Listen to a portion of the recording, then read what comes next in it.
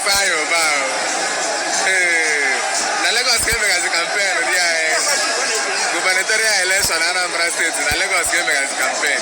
Hey,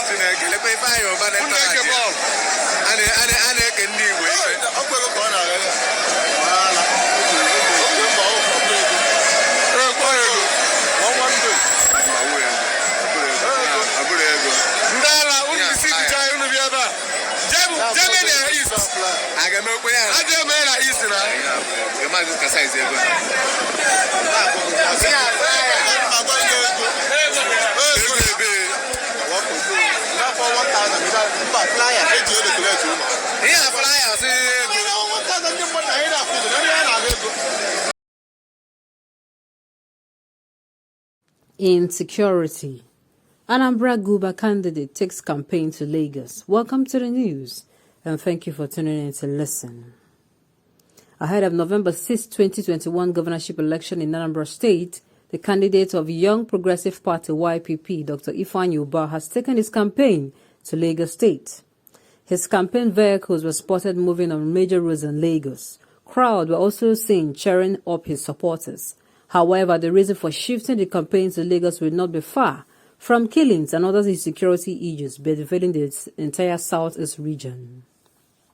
The declaration of sit at home by the indigenous people of Biafra, IPOB, and of course the hijack of the call by unknown men has heightened insecurity in the region. No fewer than 175 persons, including soldiers, police and civilians, has lost their lives in the southeast within the last 6 months due to the insecurity that has engulfed the region. The abysmal killing of Dr. Chike Akunyili, an accomplished medical expert and husband to late Prof. Dora Akunyili, the ex-director general of the National Agency for Food and Drug Administration and Control, NAFDAC, and former Minister of Information, and 8 others in Anambra State, speaks of the seriousness of insecurity in the region. However, as Inzoka Umonna is Anambra governorship candidate, and events organized by the Association of Anambra State Development Unions, AASDU, Lagos State, Anambra Guba candidate said security of lives and properties would be the topmost priority if elected as the governor of the state. Those in attendance at the program include Mr. Ben Etiaba of Action Alliance, Dr. Godwin Maduka of Accord Party, Akachuku Nwapo of African Democratic Congress, Valentine Ozigbo of the People's Democratic Party, and Dr. Obiora Wankwo of the Zenith Labour Party. The candidates expressed concerns over the deteriorating security situation in the state, assuring that if elected, they would tackle the challenge head-on, as according to them, there would be no meaningful development in Anambra unless the problem of insecurity was addressed. Yes, large crowd of supporters in Lagos. But would they take the risk of traveling down to the east on the fateful day? What a very, very good question. They are running away because of their evils. When you commit suicide and so much evil, you will not have peace of mind. Ifeanyi Ubah can never rule Anambra State. It is much better those politicians, thieves in Biafra land relocate to even Sambisa to do their useless campaign. That is too cruel. Is there any meaningful development in Anambra State and Biafra land before? The Bible said, evil that men do live with them, no longer after them.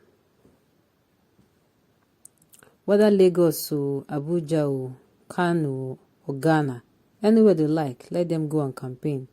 That is their own business. But I am for Soludo.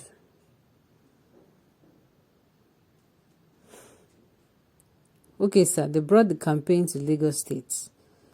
No way. Thank you for the information.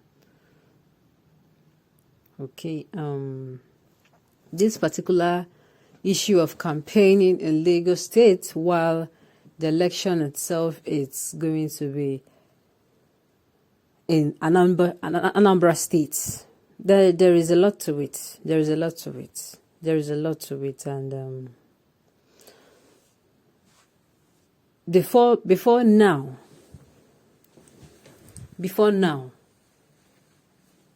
the campaigning used to be done in the respective states, so that at the end of the day, the electorates, or those that really want to pick those who wants to vote, or those who are going to vote, yes, the electorates will be the one to pick the preferred person. And with the growing insecurity in the states, it is now an obstruction. This is what I've been saying for some time now, that this growing insecurity will cause a lot. It will cause a lot. If you're still in Nigeria and you're not living in Mars, you're not living in Pluto, you're not living in Jupiter, you're not living in Venus, neither are you living in Neptune. I am saying, and you think that this security of a country will not get to you, is still minimal, then arise, O dreamer. It has gotten to your footstep. Yeah, it has gotten to your doorstep. It has gotten to your doorstep. It is now everywhere. There is so much chaos, and there have been chaos in the north. But I tell you, there is an unrest in the southeast region, and it is not going down well. It is not going down well.